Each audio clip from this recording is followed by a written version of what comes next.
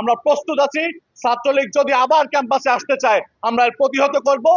জুলাই আমাদের নারী শিক্ষার্থীদের উপর হামলা করেছিল, সারা বাংলাদেশে যেভাবে 2000 আমাদের ভাই বোনদেরকে হত্যা করেছে এবং 40,000-এর অধিক আমাদের ভাই বোনদেরকে যারা আহত করেছে তাদের সাথে কোনো আপোষ হওয়া সম্ভব নয়। আমরা শিক্ষার্থীদের সাথে নিয়ে আমরা প্রস্তুত আছি।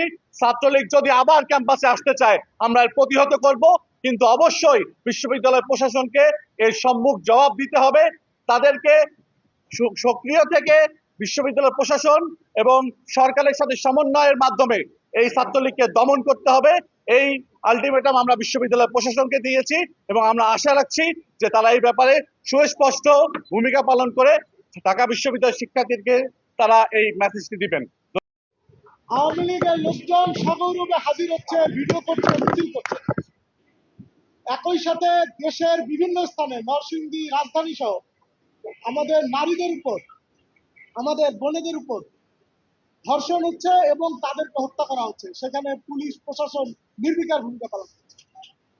এই ক্যাম্পাসে ছাত্রলীগ পোস্টারিং করছে, এটা হচ্ছে সর্বশেষ ধাপ। তার মানে এই ক্যাম্পাসে প্রত্যেকটা লেয়ারে ছাত্রলীগের লোকজন আছে, যারা ছাত্রলীগকে ইনফরমেশন দেয়, যারা ছাত্রলীগকে সহায়তা করে, যারা ছাত্রলীগকে সিকিউরিটি দেয়। ক্যাম্পাসের প্রত্যেকটা গার্ড, অ্যাডমিনিস্ট্রেটিভ কর্মকর্তা, শিক্ষক, এরা প্রত্যেকেই এই ছাত্রলীগের এই পোস্টারিং কর্মকর্তার সাথে কোনো না কোনোভাবে জড়িত।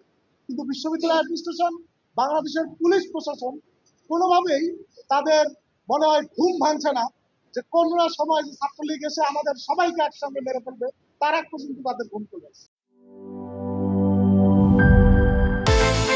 বিকাশ পেমেন্টে 10,000 টাকার বেশি অফার। শপিং চলছে তো।